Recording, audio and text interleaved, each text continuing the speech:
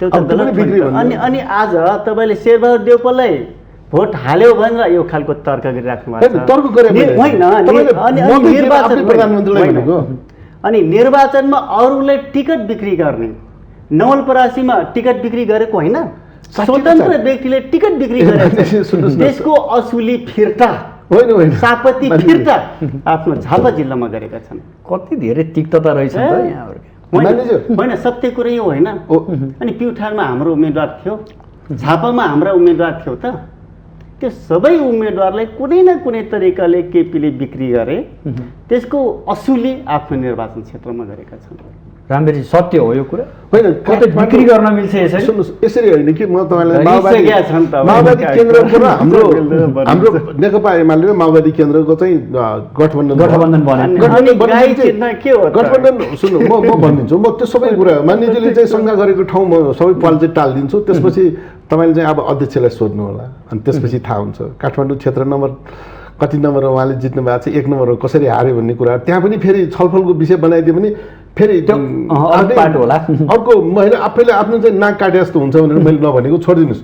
नेताहरूको कुरासँग लिएर तपाईँले यसरी चाहिँ जोड गर्न थाल्नुभयो भने 27 गते तपाईँ कहाँ हुनुहुन्थ्यो त्यति चाहिँ जवाब दिनुहोस्। मैले कानुनको सबै डारा 27 गते कहाँ हुनुहुन्थ्यो त्यो जवाब दिनुहोस्। मैले 27 गते यहाँहरूले पार्टीलाई अन्तर्गत गरेकै हो, यो त यहाँले स्वीकार्नुपर्छ क्या। तपाईँले एउटा कुरा बुझ्नुहोस्, एउटा सांसद भनेको कानुन बनाउने लेभलको मान्छे हामी हो, कानुन अथवा विधायिका हामी हो। जब संविधानमाथि प्रहार हुन थाल्छ, कानुनमाथि प्रणालीमाथि प्रहार हुन थाल्छ, एउटा कानुन बनाउने मान्छे सचेत हुनैपर्छ, जवाबदेहिता हुनैपर्छ। हामीले आफ्नो दायित्वप्रतिको जवाबदेहिता पुरा गरेको। उहाँले गिलास चिन्ह त्रिशूल चिन्ह कुरा गर्नुभयो होइन, यो पार्लियामेन्टमा आइसकेपछिको कुरा छोडिदिनुहोस् न। जनताले भोट दिने भनेको मल्लाकोलाई दिन्छ, केपी ओलीले भनेको चाहिँ जनताले चाहिँ फलान ठाउँमै दिन्छ, श्रीमतीले दिँदैन। यो चाहिँ ख्याल गर्नुहोस्, केपी ओलीको कुरा छोडिदिनुहोस् न। त्यसो भएर जनतालाई दोष नदिनुहोस्। गिलास चिन्हमा देखि, गाई चिन्हमा देखि, त्रिशूल चिन्हमा देखि, यो सँग होइन, जितेर आइसक्यो त्यसकारण जनप्रतिनिधिहरू भएर। र केपी ओलीले भनेर त्यसरी हो भनेर चाहिँ भन्नुहुन्छ नि, उहाँसँग प्रमाण हुँदैन कि यस्तो कुराहरू। तर अहिलेको प्रमाण चाहिँ उहाँसँग छ, त्यो भनेको 27 गतेको मतदानमा उहाँहरू भाग लिनु भएको छैन। स्पष्टै हो नि होइन मेटवाडीजी, 27 गते यहाँ रोजानु भएकै हो, असहयोग गर्नु भएकै हो पार्टीलाई त त्यो दिन। केपी ओली नेकपा कानुन उल्लङ्घन गरेकै हो कि चाहिँ। केपी ओली नेकपा एमालेको अध्यक्ष थिए, अहिले पनि छन्। अनि झापाको 2 नम्बर निर्वाचन क्षेत्रमा एमालेको उम्मेदवार किन भएन? त्यो बिक्री किन भएन भन्दिनुहोस्। होइन, धेरै ठाउँ छैन एमालेको उम्मेदवार होइन। झापा 2 मा धेरै ठाउँ उम्मेदवार छ, त्रिशूल छ, गिलास छ। प्युठान जिल्लामा गिलास चिन्हमा भोट हाल्न लगाएर त्यो बापटको सापत्ती असुली आफ्नो निर्वाचन क्षेत्रमा गरेन। त्यो 27 गते कहाँ जानुभएको थियो त?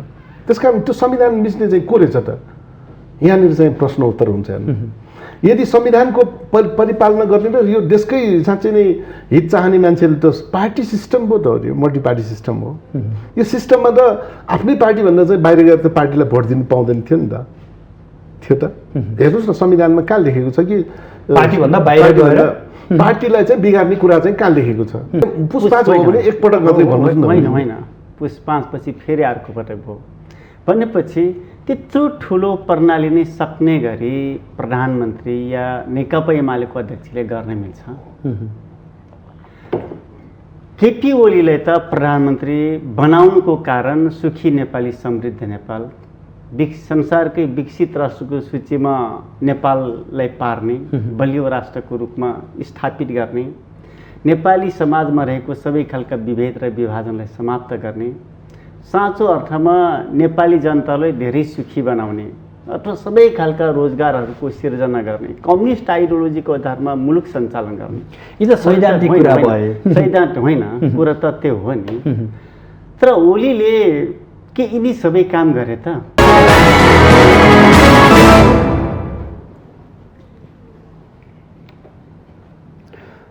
आदरणीय दर्शकबिन नमस्कार। आजको सन्दर्भ कार्यक्रममा यहाँहरूलाई हार्दिक स्वागत छ। म सुदर्शन आचार्य। दर्शकबिन, अन्ततोगत्तो नेकपा एमाले विभाजन भयो, तर विभाजन भएको एमाले भित्रको मन भने अझै पनि बाजिएको छ। यानि कि सार्वजनिक स्थानमा होस् या पार्टीका कार्यक्रममा होस्, एकले अर्कोलाई आक्षेप लगाउने काम अझै पनि रोकिएको छैन, सकिएको छैन। अब अलग अलग दुई पार्टी भइसकेपछि आफ्ना एजेन्डा जनता माझ लैजानु, कार्यकर्ता माझ लैजानुको साटा एकले अर्कोलाई आक्षेप लगाउने, एकले अर्कोलाई घोचपेच गर्ने काम दिनौँ जसो भएको देखिन्छ। दुवै दलहरू आफ्नै तरिकाले आन्तरिक जोड घटाउदेखि लिएर पार्टीका विधान र पार्टी सङ्गठनलाई मजबुत बनाउन पनि लागि परेको अवस्था छ। अर्कोतर्फ भने एउटा गठबन्धनभित्र रहेको नेकपा एकीकृत समाजवादी सरकारमा कहिले जाने हो अझै टुङ्गो लाग्न सकेका छैन भने नेकपा एमाले विधान महाधिवेशनका लागि तयारी गरिरहेको छ। आज हामी यिनै विषयवस्तुको पेरिफेरीमा रहेर बहस गर्नेछौँ। यसका लागि आज हाम्रो स्टुडियोमा नेकपा एमालेबाट रामवीर मानन्दर, त्यसै गरी नेकपा एकीकृत समाजवादीबाट मेटमणि चौधरी अतिथिको रूपमा स्टुडियोमा आउनुभएको छ। उहाँहरू दुवैजनालाई एकमुष्ट रूपमा स्वागत गरौँ। स्वागत छ यहाँहरू दुवैजनालाई। म एमालेबाटै सुरु गर्छु, यानि कि रामवीर मानन्दरजीबाटै सुरु गर्छु। तपाईँहरूले विधान अधिवेशनको तयारी स्वरूप केन्द्रीय कमिटी बैठक बोलाउनु भएको छ, जारी छ आजको दिनसम्म। त्यहाँ मस्यौदामाथि छलफल गर्ने भनिएको छ, 10 वटा विभिन्न समूहहरू पनि बनाइएको छ। कसरी अगाडि बढेको छ त्यो मस्यौदामा के छ, कस्तो अध्ययन गर्नुभयो यहाँले? धन्यवाद छ। यो चाहिँ अहिले के छ भने हाम्रो पार्टीभित्रका चाहिँ बहुपदीयको चाहिँ सवालहरू चाहिँ धेरै ठुलो भइरहेछ र हिजोको जुन बहुपदीय गर्दाखेरि र आज नगर्दाखेरि के हुन्छ भन्ने चाहिँ एउटा छलफलको विषय बनेको छ। त्यसकारण विधान सभाले चाहिँ यसलाई निष्कर्ष गर्छ र चुनावै गर्ने कि नगर्ने भन्ने एउटा प्रश्न पनि तेर्सेको छ। बहुपदीयको लागि कुरा चाहिँ अलि जोडतोडका साथ उठ्यायो एमालेमा। बहुपदलाई चुनाव गराउने कि नगराउने, अध्यक्ष मात्र चयन गरेर त्यसको चाहिँ सबै चाहिँ एउटा चाहिँ अब भनौँ न मनोनित गरेर या त त्यसको चाहिँ एउटा हैसियतले चाहिँ काम गर्दाखेरि पार्टीको एउटा केही हुन्छ कि भन्ने एउटा छलफलको विषय चलेको छ। अहिले चाहिँ अब लगभग मलाई लाग्छ चुनावै हुनुपर्छ भन्ने एउटा निष्कर्ष पनि हो। किन भन्दाखेरि हिजो चुनाव गरिसकेपछि विभिन्न वर्गको बानफान्डले चाहिँ पार्टीको एउटा स्वरूपलाई चाहिँ अलिकति विश्वास खालको चाहिँ भएको थियो भने अब पद चाहिँ कोही विषयमा चाहिँ छलफल चाहिँ चलेको छ। अर्को कुरा 70 वर्ष उमेर हदको कुराले पनि अलि जोडतोडका साथ प्राथमिकता पाएको छ भने 70 वर्ष चाहिँ कायम हुन्छ। यो चाहिँ 70 वर्ष चाहिँ हुन्छ। 70 वर्ष यहाँहरूले कायमै गर्छ। यो चाहिँ 100% हो। यो चाहिँ मेटमणिजी जम्बो टिम बनाउनु भयो, पदाधिकारीदेखि लिएर केन्द्रीय सदस्यसम्म सबैलाई समेट्ने प्रयास गर्नुभयो, त्यो पनि अलि माथि माथि पोस्टमा समेट्ने प्रयास गर्नुभएको छ। यसको आलोचना हुन थाल्यो नि? आलोचना त कार्य गरेपछि प्रतिक्रिया आउँछ। प्रतिक्रियामा पोजिटिभ पनि आउँछ, नेगेटिभ वेबाट पनि आउँछ। समग्रमा हाम्रो लागि फिडब्याक नै हुन्छ। यसलाई म पोजिटिभ एङ्गलबाटै लिएको छु।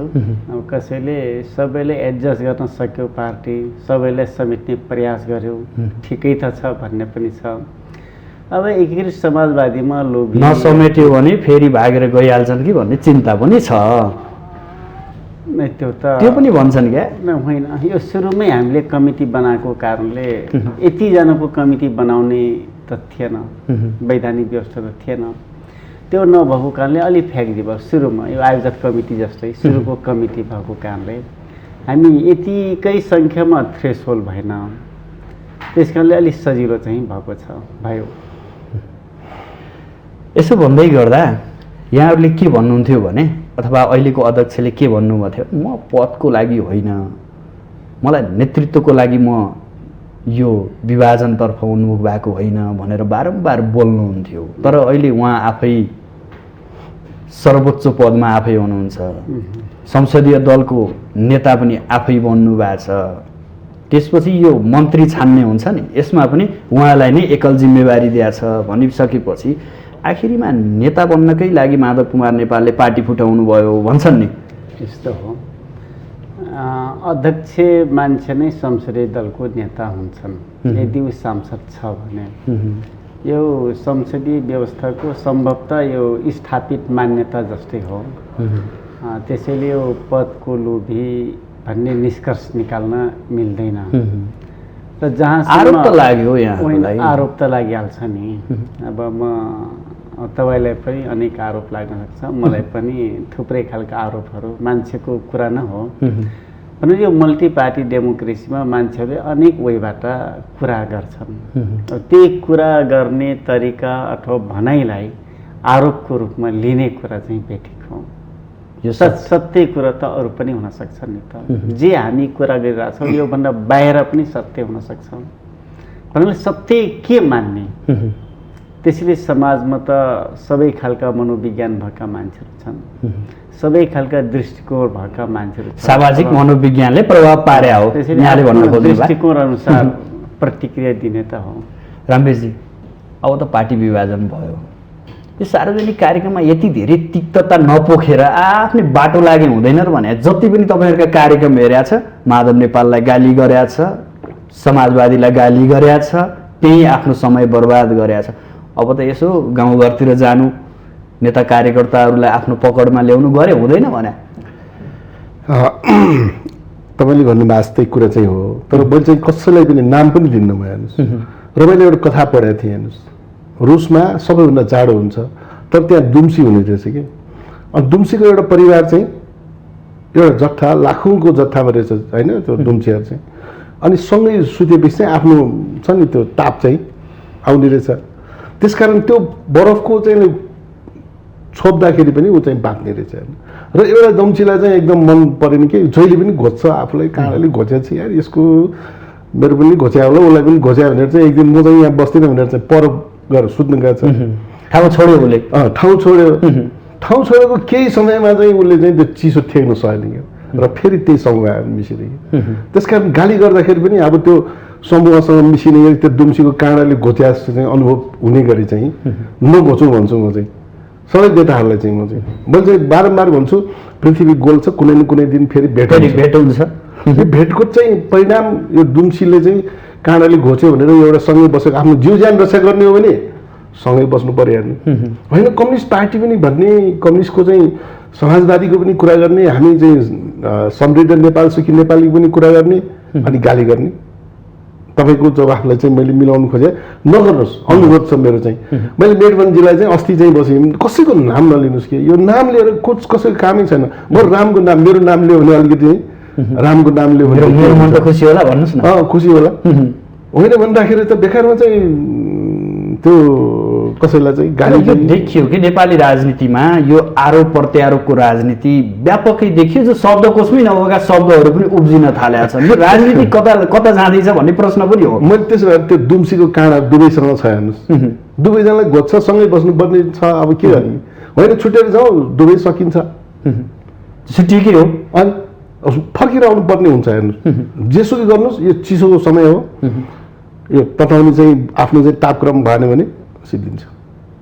मैले कम्युनिस्टको विचारसँग चाहिँ कुरा गर्नुहोस्, समाजवादको कुरा गर्नुहोस्। हिजो हामी लडाइँ लडेका थियौँ, हिजो के गरेका थियौँ, आज कति वर्षपछि चाहिँ बल्ल बल्ल समृद्ध नेपाल सुखी बनाउने अवसर पाएका थियौँ। अनि किन यो नेभ्र्यायो होस् न त। 14-15 महिना, 14-15 वर्ष चुलाएर बसेको मान्छेहरूलाई चाहिँ 14-15 महिना बसौँ न, एकछिन त धैर्य गरौँ न। यो कलियुग लागो हो नेताहरूलाई पनि भने, कलियुग मात्रै यस्तो हुन्छ नि कि जे राम्रो गऱ्यो त्यो नेताहरूलाई कलियुग लागेको हो भनेर सोध्या नेताहरूलाई सोध्या तपाईँलाई होइन। कलियुग लागेको रहेछ भने समृद्ध नेपाल सुखिने देश र जनताको लागि गरौँ नि त राजनीति भने। तपाईँले पदको कुरा गर्नुभयो नि, त्यसको पद ठुलो होइन। मैले चाहिँ बारम्बार भन्छु, मन्त्री ठुलो कुरा होइन। मन्त्री बन्ने एउटा प्रोसेसलाई जुन चाहिँ स्तरको चाहिँ जनताको चाहिँ मत छ नि, हामीलाई जनताको मनमा त छ नि कमसेकम हामी। अनि त्यसको लागि मात्रै चाहिँ हो भन्दाखेरि केही मान्छेहरू चाहिँ बिग्रिन्छ। हेर्नुहोस् मेटमणिजी, यो अब त पार्टी विभाजन भयो, आफ्नै बाटो लाग्यो हुन्न र भने के तिक्तता साध्दै बस्दै गर्नुपर्ने, सार्वजनिक कार्यक्रमदेखि मिडियासम्म आएर एकले अर्कोलाई घोचपिच गर्ने, आफ्नै सिद्धान्त आफ्नै विचार अगाडि बोकेर अगाडि हिँड्ने हुँदैन?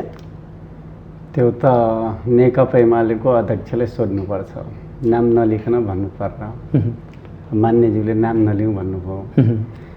जो पार्टीको अध्यक्ष ऊ सबैभन्दा धेरै माथि आकाशमा गएर तथानाम हुने नहुने भन्न नहुने जुन वाक्यको प्रयोग शब्दहरूको प्रयोग गर्छन् त्यसको प्रतिकार त हुन्छ नि त। तपाईँहरू प्रतिकारमा उत्रिया हो? प्रतिकार भन्दा पनि जे हो त्यो कुरो, जस्तै सत्य कुरो जनताको बिचमा बताउनुपर्छ फेरि पनि, यद्यपि जनताहरू एनालाइसिस गर्ने ठाउँमा हुनुहुन्छ। त्यसैले जो सबैभन्दा माथिल्लो पोस्टमा छ अथवा सबैभन्दा जिम्मेवार सबैभन्दा धेरै दायित्व बोध गर्ने ठाउँमा छ, ऊ सबैभन्दा धेरै पतित हुन थालेपछि त्यसको प्रतिकार त कुनै न कुनै तरिकाले हुन्छ। तपाईँले यसो भन्दा तपाईँहरूलाई के भन्छन् भने यिनीहरू भाग खान नपाएर छुट्टिएर घर छोडेर हिँडे आउन् भनेर पनि भनिदिन्छन्। फेरि मैले भने नि समाजको मनोविज्ञान, जसको मनोविज्ञानमा जे चिज छ त्यही चिजले प्रतिक्रिया दिन्छ। तर त्यो सत्य कुरा हो भनेर हामीले स्वीकार गरेकै छैनौँ। भने पार्टी विभाजन हुने कुरा सम्भवतः प्रतिनिधि सभा दुई पटक भङ्ग नगरेको भए पार्टी विभाजन हुने थिएन। प्रतिनिधि सभा भङ्ग हुने कुरा नेपालको संविधानसँग, यहाँहरूलाई त त्यो बोल्ने बाटो मात्रै भयो कि यहाँहरू त 9औं अधिवेशनबाट जो भिरकुटी मण्डपमा भएको थियो त्यतिखेर स्पष्ट रूपमा दुई खेमा भएर हिँड्नु भएको थियो। आज त्यही परिदृश्य देखिया होइन त नेकपा एमालेमा? होइन, त्यो बेला त मल्टी पार्टी डेमोक्रेसीमा अथवा दुईटा टिमको अभ्यास गरिसकेपछि केही सङ्ख्या एउटा टिमबाट जित्नुभयो, केही सङ्ख्या अब अर्को टिमबाट जित्यो। त्यो मिलाएर लगभग 155 जनाको कमिटी बन्यो सुरुमा। भनेपछि त्यो बेलाको त त्यस बेलाको अवस्था सबैले स्वीकारेको कुरा हो नि त। तलदेखि माथिसम्म टिम बनाएर जाउँ, जो जित्छ जित्छ भनेपछि त्यसको त हामी अभ्यास गऱ्यौँ। तर त्योभन्दा पछाडिको कम्युनिस्ट पार्टीभित्रको जुन हुनुपर्ने अभ्यास त्यो खालको अभ्यास हुन सकेन।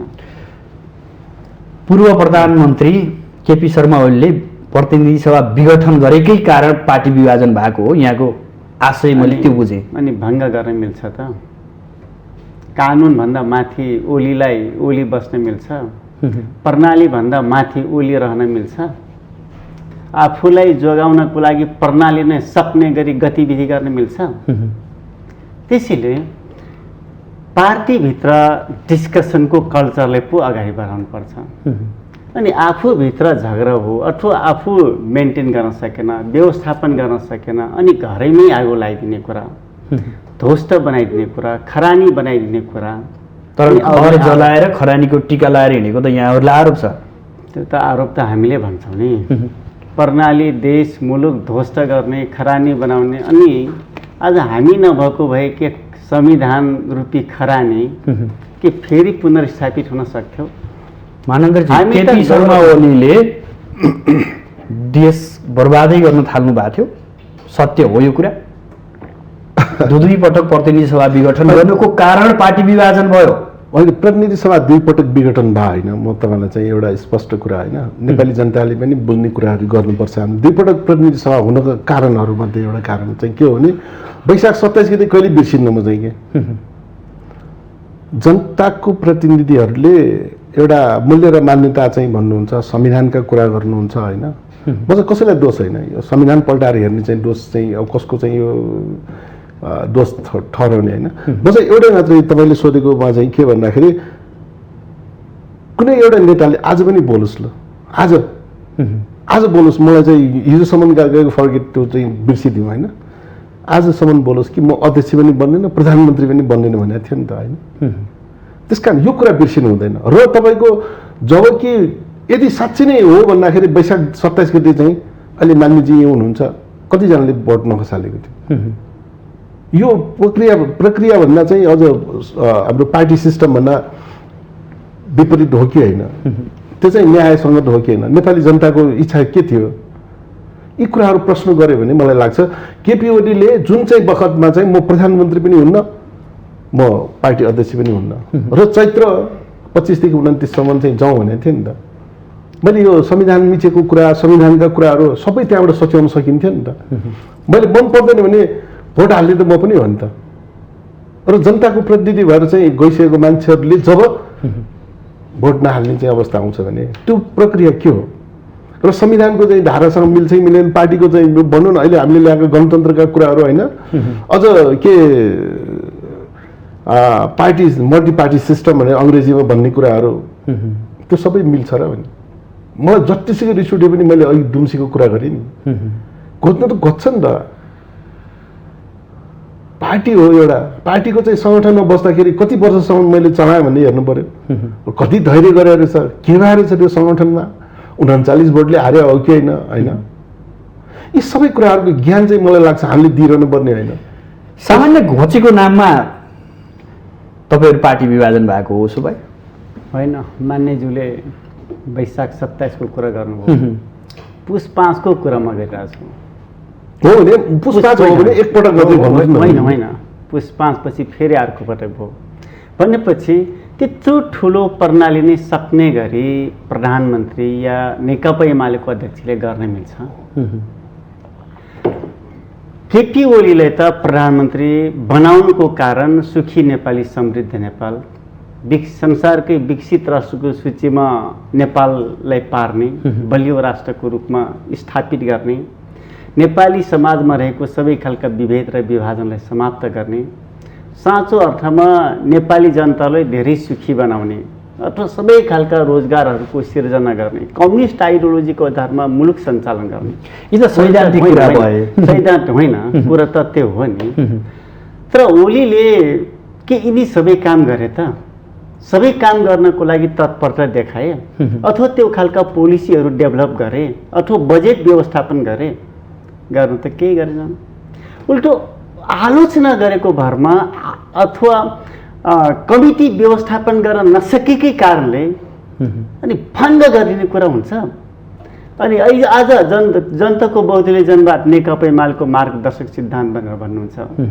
जनताको बहुदलीय जनवादको पहिलो दोस्रो तेस्रो विशेषता भन्ने के हो थाहा छ कि छैन यहाँलाई पहिलो विशेषता संविधानको सर्वोच्चता कानुनी राज्य आवधिक निर्वाचन बहुल समाज अनि यिनी सबै कुरालाई ओलीले एक्सेप्ट गरे अथवा कार्यान्वयन गर्न सके त संविधानको सर्वोच्चताको कुरो गर्छन् हाम्रो त्यो जबजको सिद्धान्तले सबैभन्दा माथि ओलीको सर्वोच्चताको कुरा गर्छन् अनि कानुनी राज्यको कुरो जबजले भन्छ अनि ओलीलाई दिमागमा ओलीको सनकमा के आउँछ त्यो काम नै जबज भनेर भनिरहेको छ भनेपछि बिग्रियो काम कसले बिगार्यो भने बिगारे त सबै ओलीले नै हो नि अनि ओ त्यसरी मुलुकलाई अथवा पार्टीभित्रको जुन कन्फ्लिक्ट छ त्यसलाई आफूले व्यवस्थापन गर्न नसक्ने अनि व्यवस्थापन गर्न नसकेर अथवा जुम्रा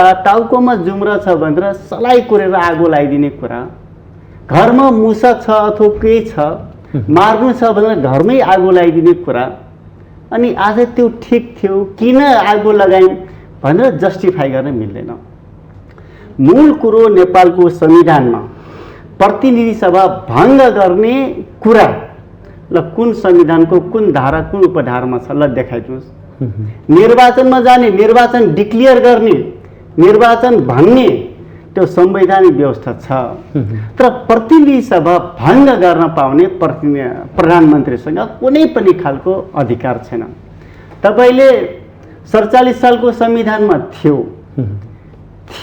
त्यसबेला पनि राजाको शासनमा पनि त्यसलाई स्वीकार्य भएन स्वीकार गरेन प्रतिनिधि सभा फेरि पुनर्स्थापित भएको धेरै उदाहरणहरू छ तर आज त्यसैलाई करेक्सन त्यसो भए यहाँहरूले संविधानको बचाउ गर्नको लागि पार्टी नै विभाजन गर्नु भएको अन्तत्वगत यो बुझौँ नेपालको प्रतिनिधि सभाको सदस्य अथवा केन्द्रीय लेभलको नेताहरू भनेको अब पार्टीसँग जवाबदेहिता त हुनुपर्छ तर एउटा सांसद भइसकेपछि यो मुलुकको संविधान मुलुकको प्रणाली मुलुकको कानुन प्रति पनि जवाबदेहिता हुनुपर्छ त्यसैले मुलुकलाई सक दिने अनि पार्टी ठुलो बनाऊ भनेर भन्न मिल्छ रामवीरजी मुलुकलाई सक्ने काम त केपी शर्मा ओलीले गर्नुभएको रहेछ उहाँले जबज बाहिर बोले जस्तो गर्ने तर आफ्ना निर्णयलाई जबज हुन् भनेर चाहिँ भन्ने त भेटमडीजी आरोप लगाउनु भयो होइन होइन मैले भनेको चाहिँ तपाईँले जुन चाहिँ प्रश्नको लागि चाहिँ मेरो उत्तर चाहिँ यो अब ख्याल गरौँ कि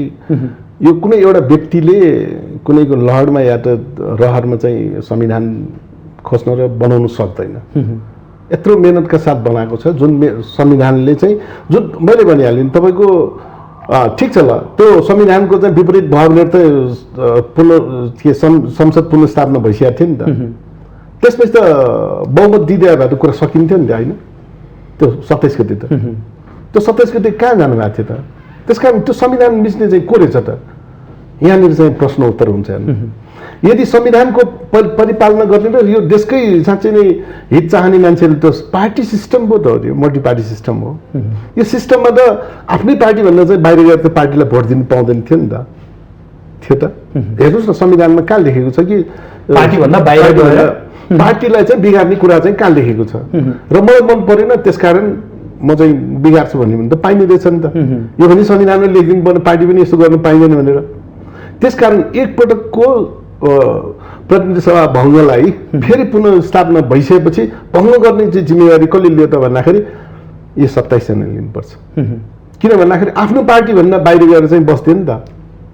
यो त मान्नु पर्यो नि कि यो पनि अब संविधान अनुसारै हामीले गरे भन्नु पर्यो। होइन, त्यो संविधान कानुन विपरीत भएको हो र पार्टी भनेको हाम्रै यो संविधान अन्तर्गत बनेको पार्टी हो र संविधान के पार्टीको व्हिप उल्लङ्घन कसैले गर्न पाइँदैन।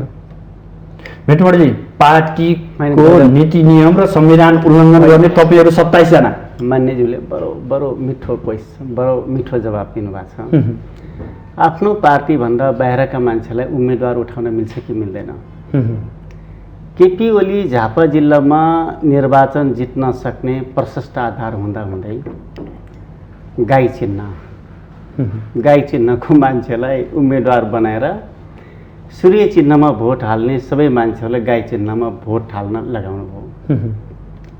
धनुषमा त्रिशूल चिन्हमा भोट हाल्न लाउनु भयो। त्यसपछि प्युठानमा गिलास चिन्हमा भोट हाल्न लाउनु भयो। त्यसो भन्दै गर्दा तपाईँ पनि त्यही पार्टीमा आउनुहुन्थ्यो, बोल्नुहुन्थ्यो, त्यतिखेर चुप लागेर बस्ने अब पार्टी निर्वाचन भयो भन्नेमा यस्ता आरोप लगाउनुहुन्छ। जो भन्दै हुन्छ नि अरू पार्टीले भोट हाल्ने कुरा, यहाँ त सिङ्गो जनताले अरू पार्टीले भोट हाल्न लगाएको छ। जनतालाई मात्र होइन, अरू पार्टीका मान्छेलाई अब किन हो अरू पार्टीको मान्छेलाई उम्मेदवार उठाउने काम भएको छ। स्वतन्त्र मान्छेको नाममा भोट हाल्न लगाइएको के छोड्दिनुस् न भने तपाईहरुले एमाले भित्र रहेर मैले तपाईलाई भन्दैछु, एउटा सांसद जब मैले निर्वाचित गरेको अध्यक्ष संविधान मान्दैन, कानुन मान्दैन, पटक पटक प्रतिनिधि सभा भङ्ग गर्छ, मान्यज्यूले एक पटक भन्दै हुन्छ, दुई पटक, पहिलो पटकको प्रतिनिधि सभा भङ्ग गरेको पूर्ण पाठ नआउँदै सेकेन्ड टाइम फेरि भङ्ग गरेको होइन। अझ केपी ओलीलाई त साँचो भन्ने हो भने यदि यो देशको सर्वोच्च अथवा त्यो सर्वोच्च स्थानमा अथवा सर्वोच्च अदालतमा अलि टाइट प्रकारको मान्छे भएको भए ओलीले त ठुलै मानहानि लाउनु पर्थ्यो नि त। मानहानिको मुद्दा लाग्थ्यो, मानहानिको मुद्दा मात्र हुन ठुलै कारबाही गर्नु पर्थ्यो। तर नेपालको आधारमा अनि पूर्ण पाठ नआउँदै फेरि त्यो काम गर्न मिल्छ? त्यो आधारलाई लिएर त्यो काम गर्न पाइन्छ? त्यत्रो अपराध, म त भन्छु संवैधानिक रूपमा अपराधी, कानुनी रूपमा अपराधी, प्रणालीको हिसाबले अपराधी, त्यत्रो अपराध गर्ने अपराधी अझै पनि नेपालमा जोगिएका छन्, बाँचिरहेका छन्। म त चकित परिरहेको छु।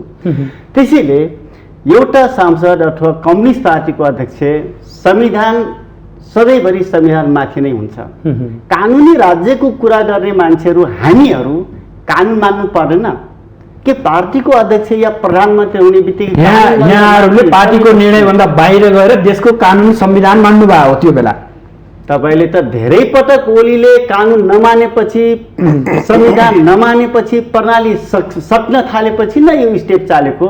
अनि फेरि हामीले बौला कुकुरले टोकेको छ र फेरि पनि त्यही बेकुफ खालका मान्छेहरू, त्यही लोफर टाइपका मान्छेहरूले फेरि पनि प्रधानमन्त्री बनाउनको लागि हामीले फेरि स्वीकृति दिने कुरा हुन्छ। हिजोको त प्रिय पात्र हो नि, हिजोको त प्रिय पात्र हो नि केपी शर्मा ओली त तपाईहरुको। संवैधानिक, हामीले संवैधानिक रूपमा जे व्यवस्था छ र सर्वोच्च अदालतको जे फैसला थियो त्यो फैसलाको आधारमा अगाडि बढेका छौँ। रामवीरजी मुसु मुसु हाँसिरहनु भएको छ। होइन, उहाँले मलाई लाग्छ मेटमणिजीको चाहिँ अहिले मान्यजीको चाहिँ एउटा चाहिँ सवाल चाहिँ मलाई चाहिँ के लाग्यो भन्दाखेरि उहाँले चाहिँ केपी ओलीले मलाई मत दिनुहोस् भनेर चाहिँ मागेको बिर्सिनुभयो जस्तो लाग्यो कि संसदभित्र उहाँ चाहिँ अहिलेको यस कमिटी यो के पार्टी थिएन त्यो बेलामा, एमाले नै थियो, एमाले नै थियो र एमालेको चाहिँ 121 होइन 121 मध्येको चाहिँ थियो उहाँहरू। यो चाहिँ ख्याल रहोस् र त्यो बेलामा पूर्ण पाठ आओस् नआओस् त्यो बेलामा म संसदमा बहुमत छ कि अल्पमत छ भनेर मैले मतदान गरी पाऊँ भनेर भने होइन। यो प्रक्रिया र विधि र शासनको चाहिँ जुन चाहिँ कुरा गर्नुभयो नि यो मिचिया चाहिँ कसले भने उहाँले आफ्नै तर्क गर्नुभएको छ। कसरी अब तपाईँ चाहिँ संविधान सर्वोच्चता जोगाउन लाग्नु भन्नेको उहाँको आशय छ। म एक्लै परेको भए मलाई कारवाही हुन्छ होइन, म एक्लै चाहिँ व्हिप उल्लङ्घन गरेको भए म एक्लै भइदिए कारवाही हुँदैन थियो, पार्टीले कारवाही गरिहाल्थ्यो। अनि उहाँहरू चाहिँ त धेरै भएको कारणले गर्दाखेरि मात्र होइन, उहाँहरूले भन्नुभयो नि के भएको केले टोकेको भइसक्यो रहेछ भन्ने कुराहरू उहाँले चाहिँ भन्नुभयो कि त्यो वास्तवमा होइन। त्यो कसैले टोकेर पनि होइन, कसैले जिस्क्याएर पनि होइन, कसैले गाली गरे पनि होइन, कसैले पद्धति भनेको कानुन भनेको संविधान भनेको यही हो। यदि हामीले यसलाई नै लाग्दैन मलाई चाहिँ टोक्यो मलाई चाहिँ भनेर चाहिँ उहाँहरूले चाहिँ भन्नुहुन्छ यो संविधानभन्दा बाहिरको कुरा गर्नु पाइँदैन।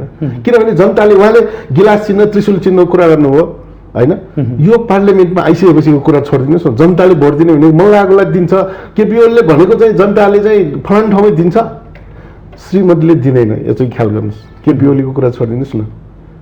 त्यसो भएर जनतालाई दोष नदिनुहोस्, गिलास चिन्हमादेखि गाई चिन्हमादेखि त्रिशूल चिन्हमादेखि यो सब होइन, जितेर आइसक्यो त्यसकारण जनप्रतिनिधिहरू उहाँहरू र केपी ओलीले भनेर त्यसरी हो भनेर चाहिँ भन्नुहुन्छ नि उहाँसँग प्रमाण हुँदैन कि यस्तो कुराहरू।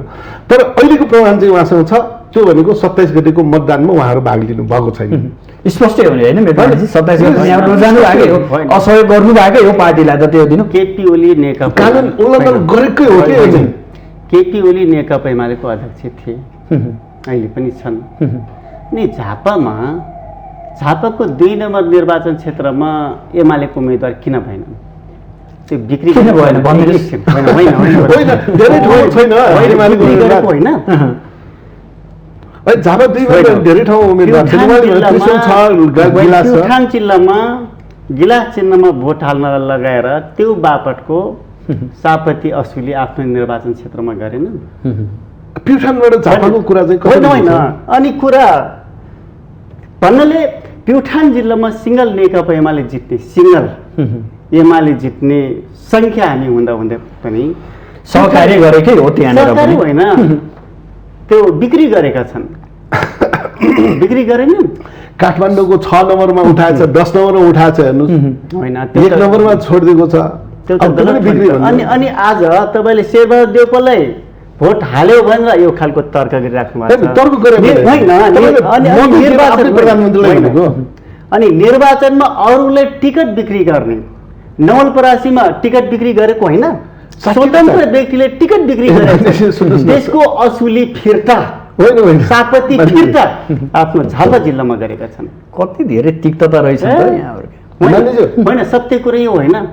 अनि प्युठानमा हाम्रो उम्मेदवार थियो, झापामा हाम्रा उम्मेदवार थियो त, त्यो सबै उम्मेदवारलाई कुनै न कुनै तरिकाले केपीले बिक्री गरे, त्यसको असुली आफ्नो निर्वाचन क्षेत्रमा गरेका छन्। रामवीरजी सत्य हो यो कुरा होइन, बिक्री गर्न मिल्छ यसरी। सुन्नुहोस्, यसरी होइन कि म तपाईँलाई माओवादी केन्द्रको र हाम्रो नेकपा एमाले र माओवादी केन्द्रको चाहिँ गठबन्धन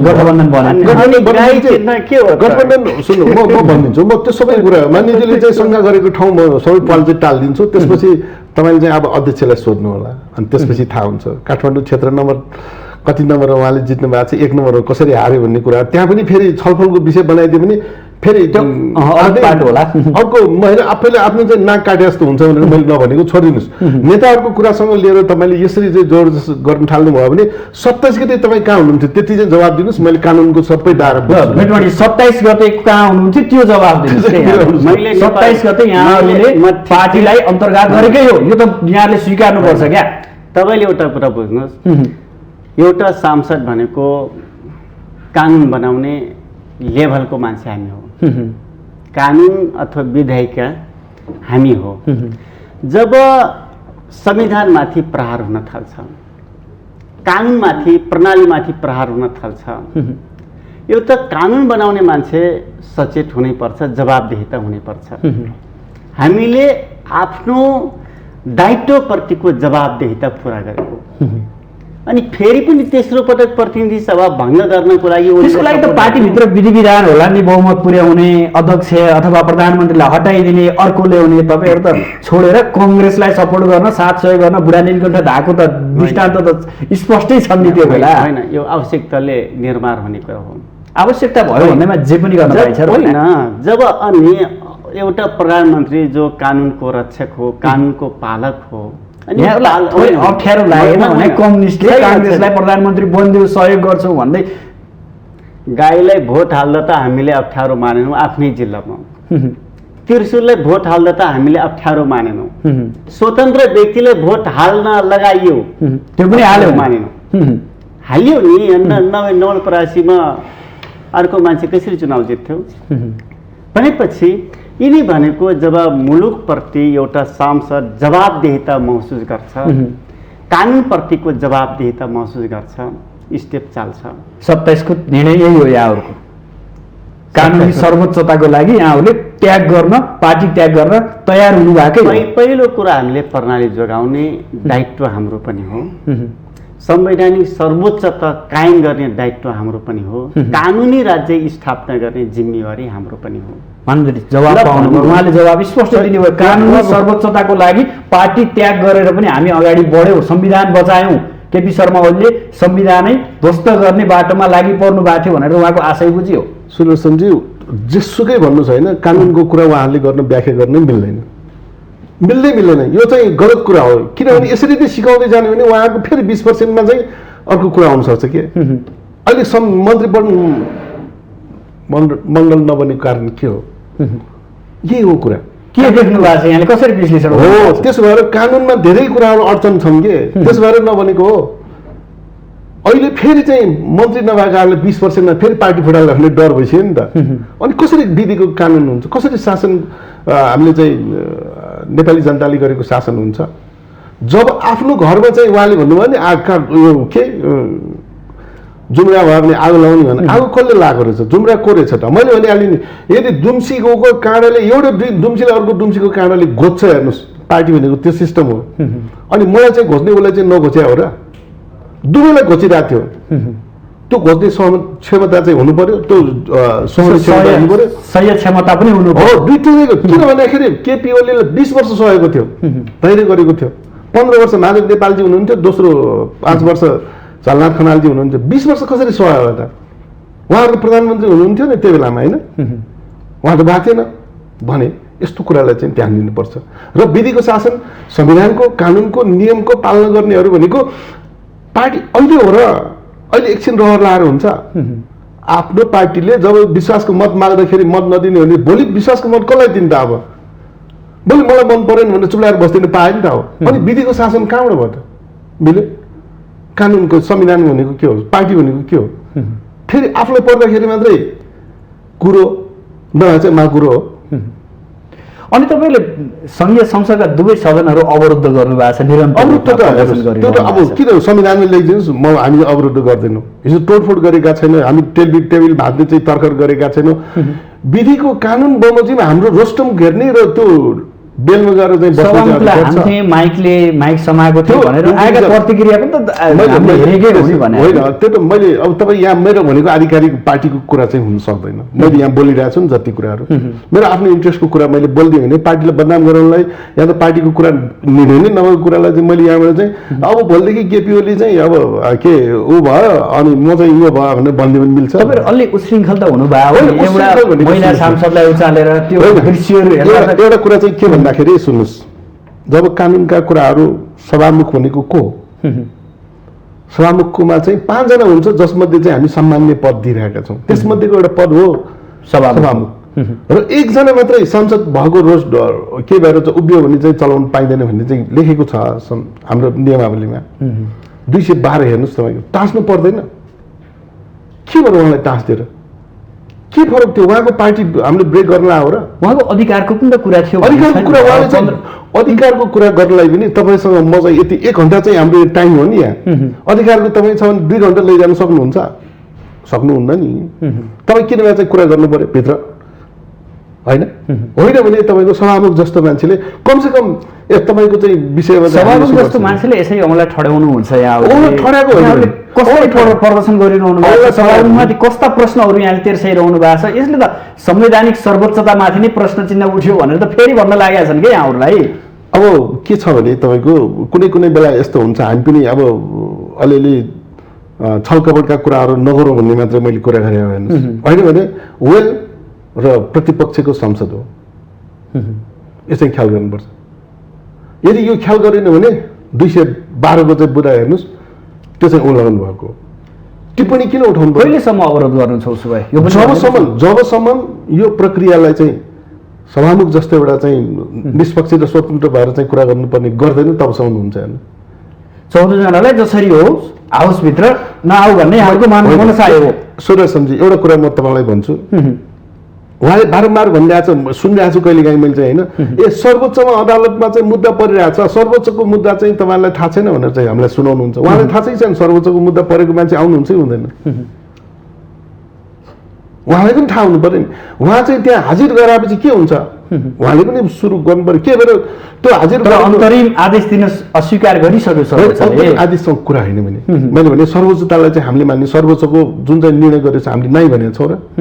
अन्तरिम आदेशको मात्रै ठुलो कुरा होइन। अहिले फाइल झिकाइरहेको छ, अन्तरिम आदेश त्यसपछि भयो भने के हुन्छ र, खारिज गरिदियो भने के हुन्छ र? यसको चाहिँ जवाबदेही त के हाम्रो सभामुख हुने हो कि होइन?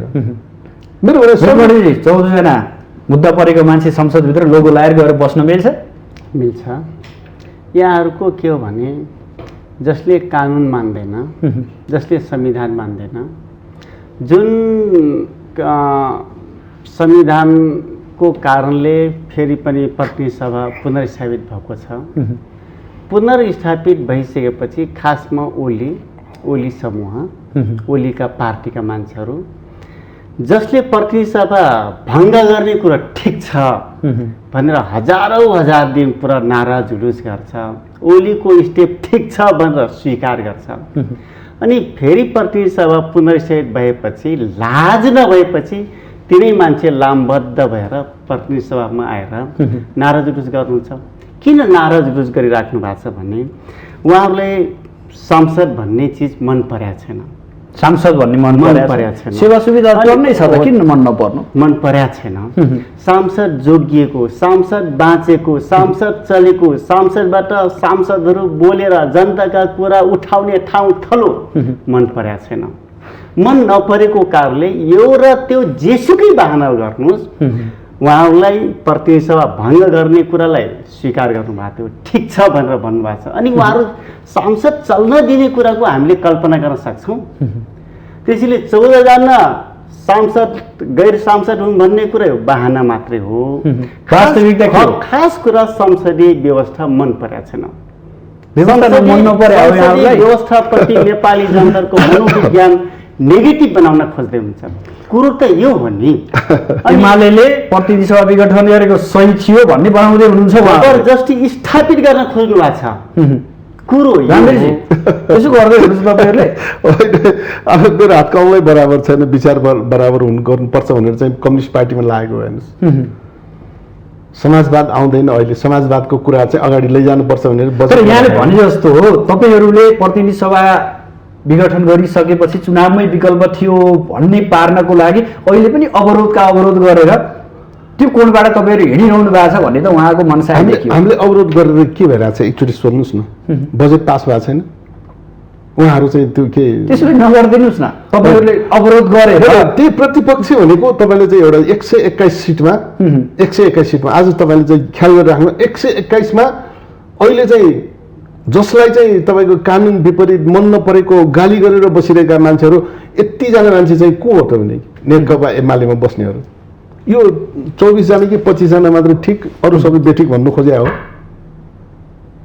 यसलाई अलिकति ध्यान पुर्याउन भने हामी चाहिँ 121 मा 25 जना हो, 25 जना कि 24 जना छ उहाँहरूको चाहिँ। अब 14 जनालाई कारवाही गर्ने भने 25 कि 26 भन्ने चाहिँ कुराहरू आइरहेको छ होइन।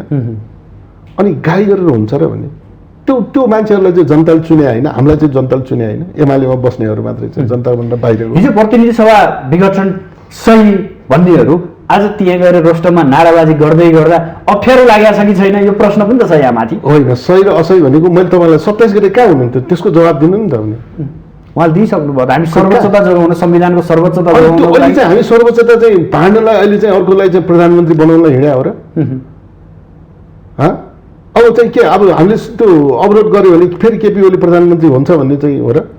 उहाँहरूकोमा शङ्का के त भने चुनावै नगराउने चाहिँ शङ्का हो। अब चाहिँ कुरा उब्जियो नि त फेरि उहाँहरू चाहिँ अब बाँचुन्जेल चुनावै नगराउने यसले सरकारले चलाउने हो त। ल उसो भए हामी अन्तर्तिर पनि छौँ। ल उसो भए भनिदिनुहोस् यो गठबन्धनको सरकार कहिलेसम्म जान्छ? मलाई लाग्छ अहिलेको परिवेश हेर्दाखेरि काङ्ग्रेसको महाधिवेशन सकिन मात्रै सरकार बने जस्तो लाग्छ मलाई। काङ्ग्रेसको महाधिवेशन सकिनलाई मात्रै सरकार बनिरहेको जस्तो, किनभने अब मुक्कामुक्की छ, डाङडुङ छ, कतिवटा जिल्लामा स्थगित छ, के छ, आफ्नै आन्तरिक कुरा मिलाउन सकिरहेको छैन। गठबन्धन भनेको त अझ काङ्ग्रेस र कम्युनिस्ट, त्यो पनि अर्को पार्टी छ हेर्नुहोस् होइन। फेरि के भन्दाखेरि सरकारमा 6 जना जान्छ, अर्को 6 जनाले अर्को पार्टी फोड्ला भन्ने स्थिति छ भने त्रास पनि त्यहाँनिर देखिया छ। अब के गरेको होला यो सरकार टिक्ला र? मलाई त अलिकति यो के भन्छ 2 गुणा 5 जस्तो लाग्छ कि मलाई 4 भन्ने जस्तो लाग्छ यो। भेटमणिजी आलोचना हुन थाले व्यापक, सरकारले पूर्णता पाएन, सरकारले पाएन, यसको मूल कारण भनेको यहाँहरू देखिनु भएको छ, यहाँहरूले अझै पनि टुङ्गो लगाउन सक्नु भएको छैन। ठिक छ, यस्तो छ ओली कस्ता मान्छे हुन् भने एउटा गाउँको सामन्तले के गर्यो भने बाँच्दासम्म गाउँका जनतालाई सतायो, त्यसपछि मर्ने बेला जनता सबैलाई बोलाएर गाउँलेलाई बोलाएर के भनेको थियो भने म तिमीहरूलाई धेरै सताइसकेको छु, अब म मरिसकेपछि मलाई यसरी घिसार्दै सारा हात खुट्टा बाँधेर घिसार्दै कति धेरै रिस्क यहाँको। मैले एउटा प्रश्न होइन भनेपछि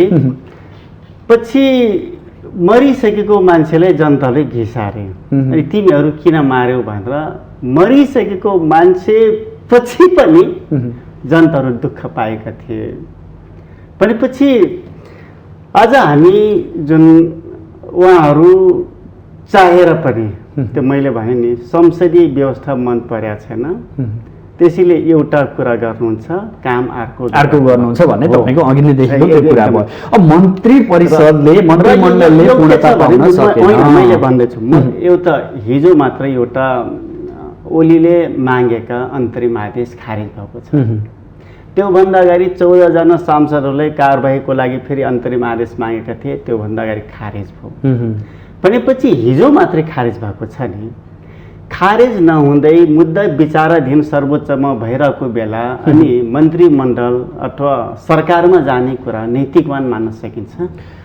नैतिक मूल्य मान्यतासँग सरकार राख्छ। कहिले जाँदै हुनुहुन्छ सरकारमा यो पनि भन्दैनस्? आज त शनिबार भयो, अब यदि मिल्यो भने आइतबार सोमबारसम्म मन्त्रीमण्डलले पूर्णता पाउँछ, पूर्णता पाउन सक्ने सम्भावना। कतिजना सिट परेको छ यहाँहरूको पार्टीमा? त्यो त टप लेभलकै शीर्ष नेताहरूलाई थाहा होला, तर हाम्रो पार्टी सरकारमा जान्छ। अनि प्रदेश 1 को बागमतीको कुराहरू पनि छ, यहाँहरू पनि त्यहाँ पनि यहाँहरूले दावेदार गरिरहनु भएको छ भन्दै गर्दा यसो दावेदार होइन, अब सरकारै बन्छ। सरकारै बन्छ? सरकारै बन्छ। सहमति भएको हो? सहमति हुने नहुने भन्दा पनि अब 1 नम्बर प्रदेशमा राजेन्द्र कुमार राई, बागमती प्रदेशमा राजेन्द्र पाण्डे, यहाँहरू दुईटै अबको केही दिनमा मुख्यमन्त्री हो बन्नुहुन्छ। साथ सहयोग मिल्छ गठबन्धनबाट? मिल्नुपर्छ, मिल्छ। सहमति भइसक्यो होला यसअघि? सहमति धेरै अगाडि भइसकेका छन्। यही कुराले नै पार्टी विभाजन भयो? त्यही कारणले होइन, मैले भनिसकेको छु नि, संविधान खरानी हुन थालेपछि, कोल्याप्स हुन थालेपछि त्यसलाई पुनर्स्थापित गर्नको लागि हामीले यो काम गरेको भनेर बारम्बार भनेर। उसो भए भनिदिनुहोस् आगामी निर्वाचनमा तपाईँहरू गठबन्धनमा निर्वाचनमा जाने कि?